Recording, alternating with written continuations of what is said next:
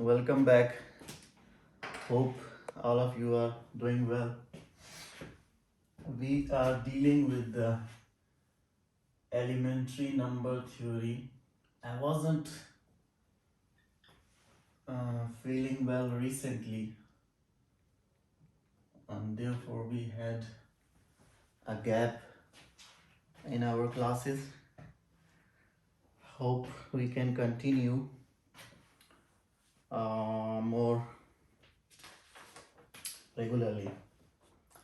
So the next thing about elementary number theory is the quotient remainder theorem. From basic math we know how to divide a number with another number. For example, if you have 12 and you want to divide it by 4, then you know it is exactly divided by by 4, and the factor is 3, and there is no remainder. So this thing is actually known as the remainder, and this is the quotient.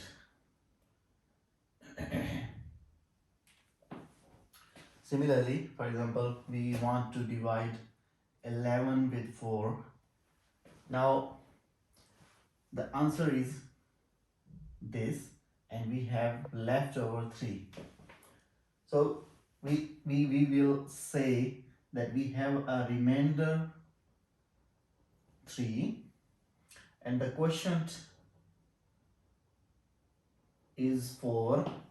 Quotient is 2 when we have tried to divide 11 by 4, and this is exactly same to the middle school method of dividing something. What you have in the middle school, if you have 11 things together, you want to divide them by 4, what do? You make the groups of 4.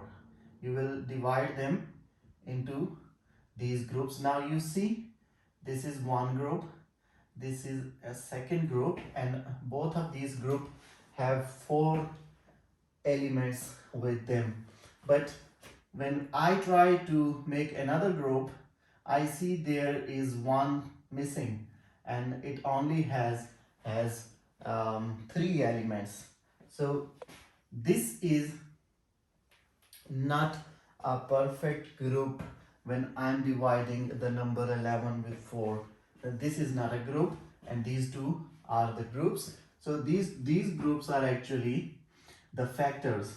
So I can say this was the first factor D, and this was the second factor D, if I say this is D. Now, and this factor is known as the quotient. So and this is not the factor because this is not 4. So this is, I can say this is the leftover. Means this thing is not giving me any a perfect group for the 4.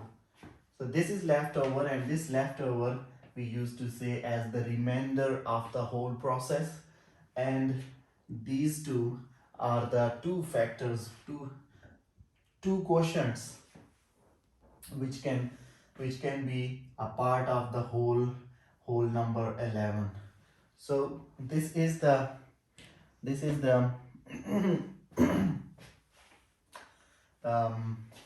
the basics of division and the rules of division, which you guys already know from the middle school, and you are very well aware of these things.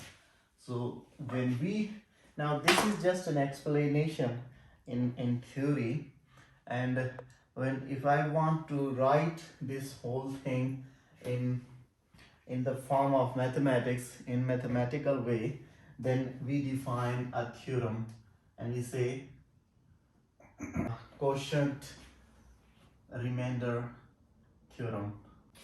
So the statement is, given any integer n, given any integer n, a positive integer and a positive integer d, there exists unique integer q and r such that the number n equals to dq plus r. So what happened? 11 divided by 4, it gave me a quotient 2 and the leftover was 3. So you can see, if I say my n is 11, and when I try to divide this 11 with 4, so actually I'm trying to make factors of 11 based on 4, number 4. So I'm trying to split the number 11 into the group of 4 each. If d is 4, and when I try to split this 11 into the group of 4 peoples each, I see that I can perfectly make 2 groups of 4 peoples each, and that is what I said, it's a quotient. Plus I have another group of people which is not exactly 4, but it is also not 0. It is greater than 0 and it is less than 4. If somehow if this factor becomes 4, then obviously this will become the third factor of the 4 members. But so for sure this number should be less than this one, and it should be greater than or equal to 0. It should not be a negative number. So I see there is another group which is a leftover group, and it has it has value 3, and this number r which is 3 should be greater than or equal to 0 and less than what? Less than d. This is the real line. This is my real line, and I'm saying that this is 0, and somewhere this is my number n. So in the previous example, this number was 11. I'm saying this is my number n, and I want to make factors of this number. I say that, okay, this number, obviously it starts from 0 and goes to n, and I'm saying that, okay, the first group 1d was here, then it made the second group here, and so on, third d, fourth group, fifth group, and obviously it reached here, and I said it made a qd, a qth group of the d elements. So first group of d elements, second group of d elements, third group, fourth group, fifth group, and of any number, any integer qth group of d elements made here. And now after this integer q and up to reaching n, this distance is actually the remainder, and this distance must be less than d, because if it is equal to d, then it will give me another that will be q plus 1d. It will give me another group of d, but this is less than d, so I can't make another group, and I have to stop here. So whatever is remaining here in this portion, this is my r, and obviously this number will be greater than or equal to 0. If it is exactly 0, then for example when you are dividing 12 with 4, then the quotient is 3 and the remainder is 0. So it means r is 0 and the quotient q is 3. So r can be 0. When something is exactly divided by a number, then the remainder r is 0. Now suppose you are trying to divide a negative number, say this. Now 22 is negative and you are trying to divide 22 with 4, but the negative 22. Okay, so on the real line, let me tell, if the case is reverse. When we were talking about the positive n, our n was lying on the right of 0. Now I'm saying my n is negative, the bigger number is negative, then of course it will be on the left of this 0. Say n is lying here, the position of n is here. Now what happens when in the case of positive, you are multiplying the integer q with d, 1d, 2 dot d, 3 dot d, and so on up to q dot d, and then there was n, and we said that this difference is r, which is less than 4, well, which is less than d. Now the same process is here, but the things a little bit different.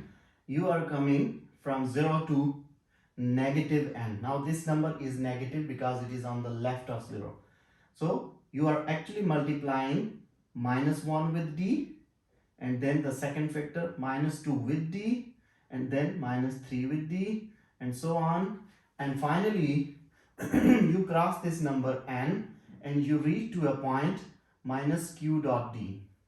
You cross the number n, and after number n there is a factor which is minus q dot d.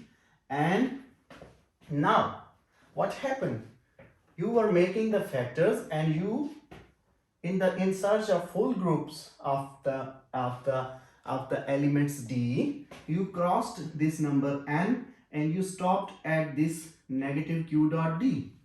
So what, now I want to get back the whole number, then what should be the remainder? Now what happens? This difference from n to q dot negative q dot d is called the remainder, but this remainder should be added back to this total quantity negative q dot d to get this number n. So we have to add plus r into this negative q dot d to get the number n, that is n equals to negative q dot the factor d plus r. It is like this. Then what happens? I will do multiply a negative number, let's suppose 6, negative 6 with this 4, and I will get a negative 24. Okay, now when I get negative 24, what happens? Now find the difference. It will become positive, and the difference is 2, and this is plus 2. Now this is my remainder, and this is my quotient. So what happened? Actually minus 22, I made it like minus 6 dot 4 plus 2. If I solve it, it becomes minus 24 plus 2, which is exactly minus 22. So when the bigger number n is negative, you will actually cross the number 22 and you will stop at the very nearest next perfect number, which is dividing this number, and you will stop it there, and then you will return back to 22 by adding the difference. On the positive side, you will stop before n, and whatever the difference is, you will add this difference into q dot d, and you will add the difference into q dot d, and you will get n. In this case, you will add the difference into negative q dot d and you will get n, but in this case you are already ahead of n and you will go back. In div and mod, these are the commands which you guys deal with in the computer science. For example, if you are using the Pascal language, then you will directly use these words. And if you are using the C or C++, if you are using this, if they are using Pascal, you must be familiar with this kind of programming. If you are using C, C++, these languages, in these languages you can simply use this symbol div instead of the word div, and you can use the symbol of percentage to get the mod. Similarly, if you are using Java, the symbols are same, div and mod. And if you are using NET, then the symbols are, again, you can use this one or this one for the div, and you can use the word mod for the mod. So you better know these things. I'm not from computer science, you must be familiar with this. So these are the symbols which you use in programming for these two things which are known as div and mod. There is a definition. Given n and d are the integers, then if I say that n div d, n divides d, it equals to q. So it means the quotient q will be the answer when I will use the thing div. So means when I am dividing n with the factor d, the quotient q will be the answer. And if I say n mod d, it means the remainder r. For example, if you want to get the quotient of 11, when you want to divide it with 4, and when you will give the command to computer and you say that, okay, hey computer, do 11 div 4, the computer will give you the answer 2, because it will give you the amount of the quotient. How many factors of 11 you can make having exactly 4? So you can make 2 factors of it, so you will get the answer 2. This will be your answer. Now you will wonder that 11 divided by 4 is not exactly equal to 2.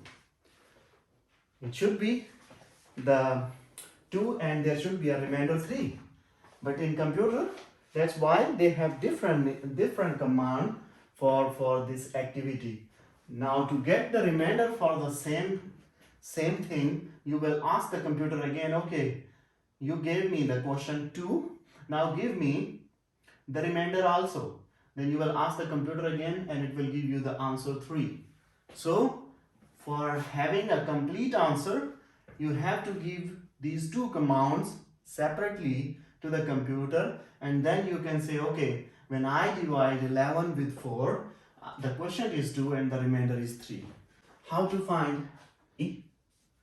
You simply need to do what you need to do. Divide the number n with d and ignore the remainder. That's it. Just ignore the remainder, and whatever the answer in perfect quotient is, that's your answer. For example, 22, and you want to divide it by 4, then of course 5 gives me a closest perfect number which can divide 4. So just focus on it and ignore this. This is your answer. So if I say give me 12 div 4, then the answer is simply the quotient. If you want to find n mod d, what you do? I know that n equals to dq plus r. This is the quotient remainder theorem, and I can write it as r equals to n minus dq, d dot q. Just rearrange this equation using algebra. Now what is r? I know from the previous definition of the mod that r is actually n mod d, and this r equals to n minus the factor d into what was quotient. Quotient was n div d. Okay, I already calculated n div d, I know that, so I can put the value of n div d here, multiply it with the factor d, and then whatever the result is, subtract this result from the original number n, and that will be your answer. For example, in this question, when I wanted to find 22 div 4, my answer was 5. So let us solve this example for here, and I want to, then what should be 22 mod 5? What will be the answer of this? To get this, I know that 22, write this thing into this formula, 22 mod 4 equals to n. What is n? N is 22 minus, what is d? D is 4 into the answer of n div d. The answer of 22 div 4 was 5. So it is 22 minus 20, it is 2. So the 22 mod 4 is 2. This is the method to solve, to get the value of these two things. Otherwise, when you are dealing with these two things in the computer language, you can simply give this command to the computer and it will give you the answer.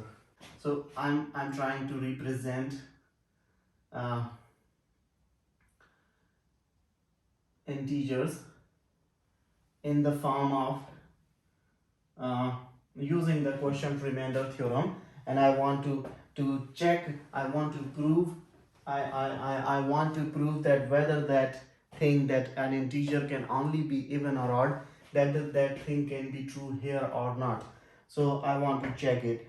I know that an even integer is always 2k and odd integer is written as 2k plus 1. I know this from the previous chapter.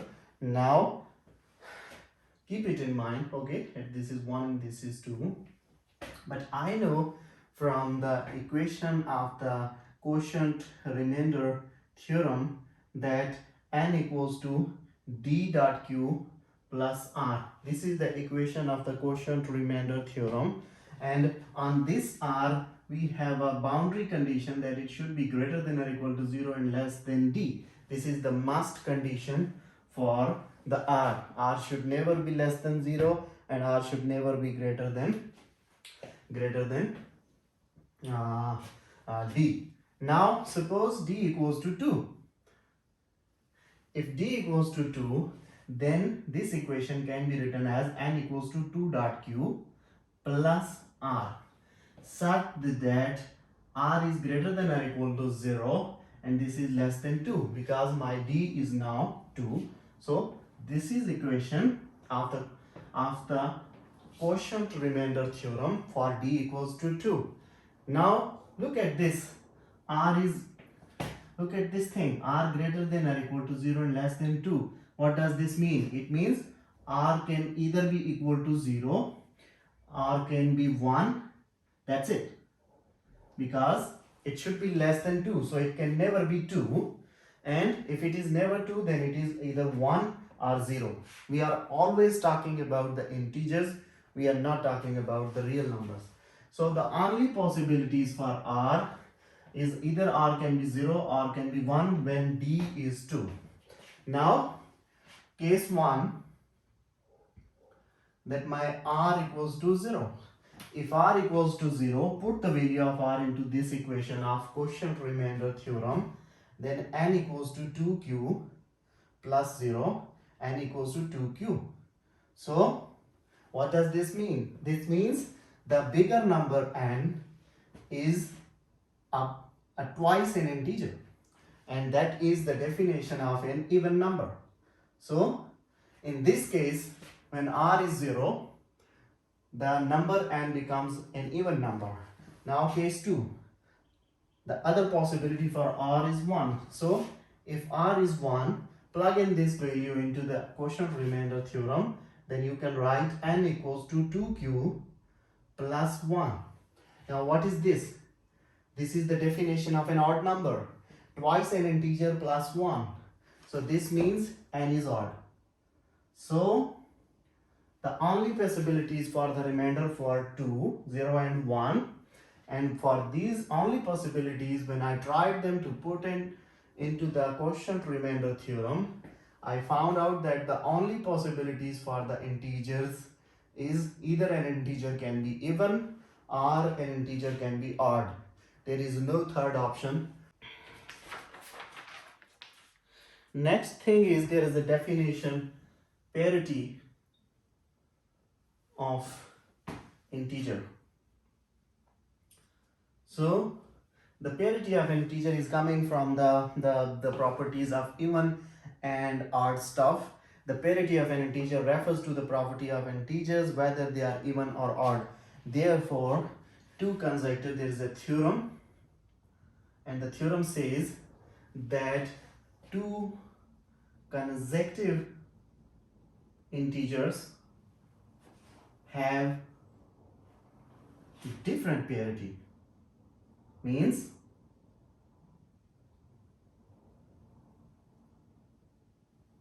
if, let me say, first integer is m, then of course the very next integer after m will be l plus 1, m plus 1. This is my first integer and I'm saying this is even, then this is odd.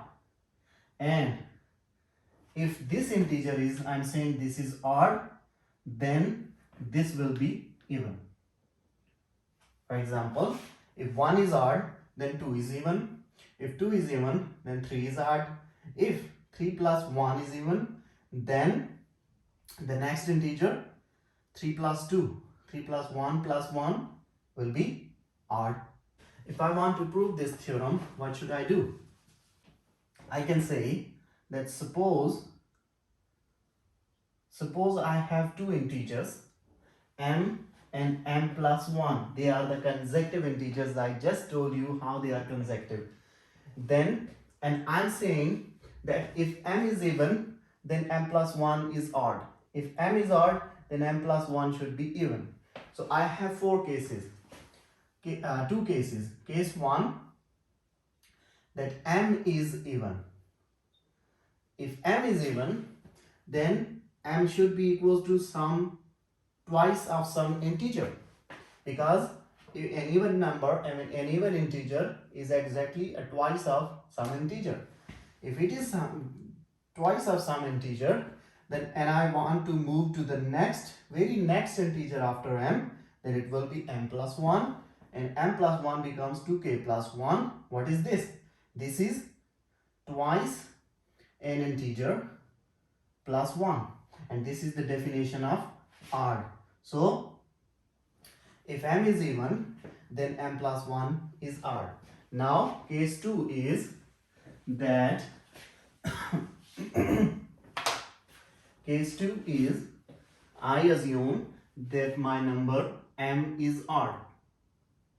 If m is odd, then of course m can be written as twice some integer plus 1. If m can be written as twice some integer plus 1, and I want to move to the next integer, that will be for sure m plus 1. If it is m plus 1, then I have to add 1 on the right side as well. So it becomes 2k plus 2, and it becomes 2 into k plus 1. Now, what is k plus 1? I know k is an integer. Then of course k plus 1 is integer, because sum of two integers is also integer. So this means this is an integer. Let me say this is p. Then it is equal to 2p. So this was an integer, and this is the twice of an integer, and the twice of an integer is equal to m plus 1. I assumed that my m was odd. Then I concluded that the very next number after m is even, because it is 2p, it is even. So an integer can only be even or it can only be odd. So we are dealing with the elementary number theory, and this is chapter 4 of the reference book 1 given in the description. Presentation of integers, modulo 4.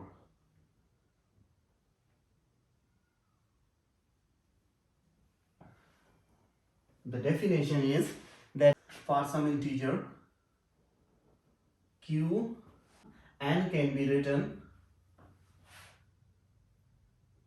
as n can be written as dq, n equals to dq plus 1, n equals to dq plus 2, and n equals to dq plus 3. There is no other option for n to be written when you are dealing with modulo 4. So your r should always be less than 4 and it should be greater than or equal to 0. Then what are the possibilities for r? Possibilities for r is 0, 1, 2 and 3. Now when r is 0, then the equation n equals to dq plus r gives you dq because r is 0. The first possibility. When r is 1, the equation n equals to d cube plus 1. When r is 2, this equation n equals to dq plus r gives you dq plus 2. When r is 3, n equals to dq plus 3. Now these are the only possibilities for the number n to be written in the form of integer q when you are dealing with the modulo 4. Next is the theorem, and this theorem says that for some integers m, for some integer m, the square of any odd integer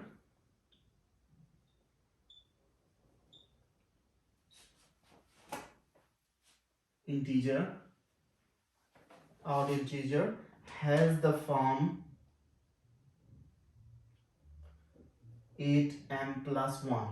So this is the theorem that for some integer m, if you have an integer m and you want to find the square of any odd number in the form of your integer is m and you want to have the square of any odd numbers, then the square of odd number will give you an answer in this form. Let us prove it, that how is this possible. Let's suppose this is the proof. Suppose n is an odd integer and I want to write this n in the form of 8m plus 1. Then in the modulo 4, now keep in mind that we are always following modulo 4. So for modulo 4, you know that r will always be greater than or equal to 0 and less than 4. This is the rule for the modulo 4. In that case, this n can only have 4 possibilities. Forget about the odd, just focus on the number n. Now in the modulo 4, n has only 4 possibilities. That is, n can be written as dq for r0, n can be written as dq plus 1 for r equals to 1, n can be written as dq plus 2 for r equals to 2, and can be written as dq plus 3 for r equals to 3. Modulo 4 means the d is 4, okay, because r is bounded by the number d, so d is 4. Now when d is 4, then these numbers can be written as n equals to 4q, n equals to 4q plus 1, n equals to 4q plus 2, and n equals to 4q plus 3. These are the only possibilities for the number n to be written in the modulo 4. Now, what do you see? N equals to 4q is actually 2 into 2q, and n equals to 4q plus 2 is actually 2 into 2q plus 1. So, that is 2 into some integer, and that is 2 into some integer. Now look at the supposition. I suppose that n is odd. I am supposing n is odd. This means the n cannot be this one, n cannot be this one. So these two possibilities are ruled out for this odd n. So I'm not considering this one and this one. I'm not considering these two. If I'm not considering these two, then for me, the only possibilities for n are left as n can be, case 1, n can be, this is not possible, this is possible, n can be 4q plus 1, or case 2, n can be not possible. This is the possibility, 4q plus 3. So for n to be odd, only two cases are possible. Now I want to go back to my theorem. The theorem was that square of such n will give me, if I am using the integer m, the square of such n's will give me a value in the form 8m plus 1. I will get the result in the form of this. So let us see how. Let us consider the case 1 when n equals to 4q plus 1. When n equals to 4q plus 1, let us take the square and check whether we can get that form or not.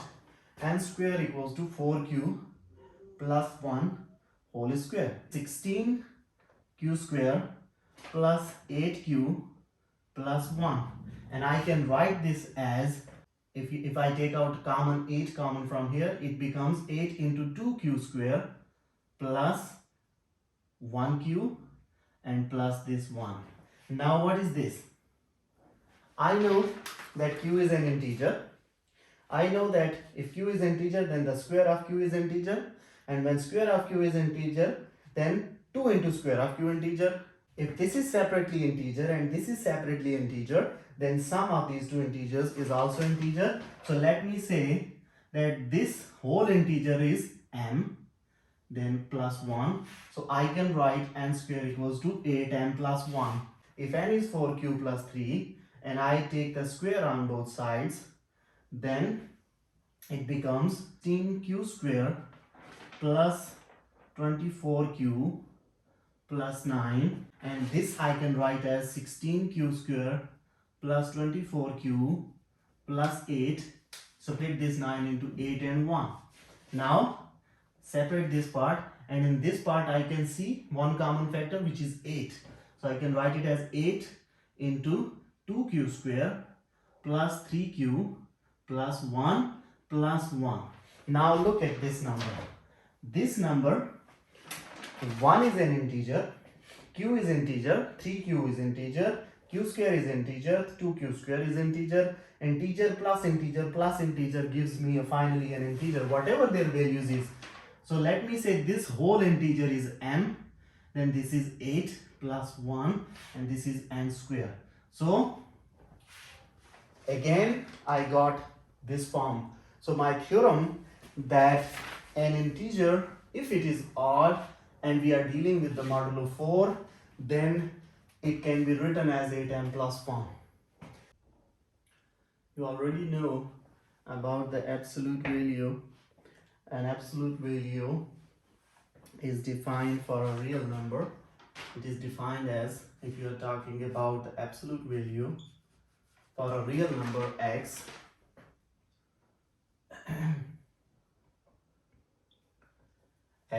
the absolute value of x is written as x if it is greater than or equal to, if x is greater than or equal to 0, and this is written as negative x if x is less than 0. So in other words, if whether x is positive or negative, when you apply an absolute on it, the answer will be positive x. But actually the value of x was, either x was positive, then what happened? On a positive x you applied the absolute and the answer you got positive x. Similarly, on the negative x you applied absolute and you got the result as positive. So absolute means the exact real number value of the variable x. It doesn't matter whether it is on the left of 0 or on the right of 0. We have an inequality that is known as triangle inequality, and this inequality says that the absolute of x plus y, if x and y are real numbers, they are real numbers, the absolute of x plus y is always less than or equal to the absolute of x plus absolute of y. So we will try to prove this inequality by using the concept of absolute we just defined previously. We know, now let's prove this. To prove this, suppose that there are two numbers x, y, and they are the real numbers. So forget about the integers for a moment and we are talking about the real numbers. For a real number, there is a possibility that it can be greater than 0, it can be equal to 0, or it can be less than 0. Let's suppose x is greater than 0 and y is greater than 0, and this is my case 1. I can write the mod of x greater than or equal to x, and the mod of y, absolute of y, is greater than or equal to y. This simply means that x is less than or equal to mod x, y is less than or equal to mod y. I can rate it is 1.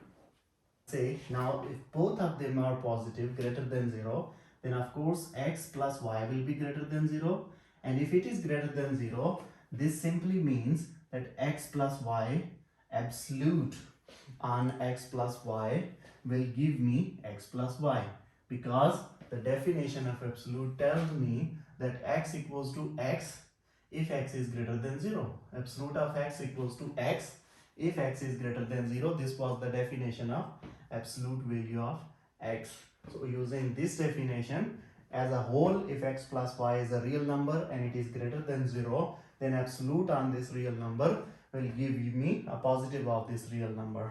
But separately, this x is less than or equal to mod of x, and this y is less than or equal to mod of y. When I combine these two inequalities here and replace these x and y with these two things, it becomes less than or equal to mod of x plus less than or equal to mod of y. So for this case, when both x and y are positive, the absolute of x plus y is less than or equal to absolute of x plus absolute of y. Second case, let's suppose x is 0 and y is 0. Now case 2. If x is 0 and y is 0, then of course I can write x plus y, this is equals to 0 plus 0. Of course this is equal to 0, and x plus y separately, they are giving me 0. So absolute on 0 on the right gives me absolute on 0, and I can write 0 is less than or equal to 0. So this is true. So for x equals to 0 and y equals to 0, the case is obvious. We can say finally that for the second case, the mod of x plus y is less than or equal to mod of x separately plus mod of y separately. If both are less than 0, then x plus y, of course, it will be less than 0. That is, x plus y will be less than 0. If x plus y is less than 0, then the mod of x plus y will give me a negative of the real number, because of the property of the mod. We said that if x is less than 0, then the mod on x equals to negative x. So as a whole, x was negative, y was negative. When we add them together, it becomes a negative number. The absolute of a negative number is actually equals to a negative of the whole number.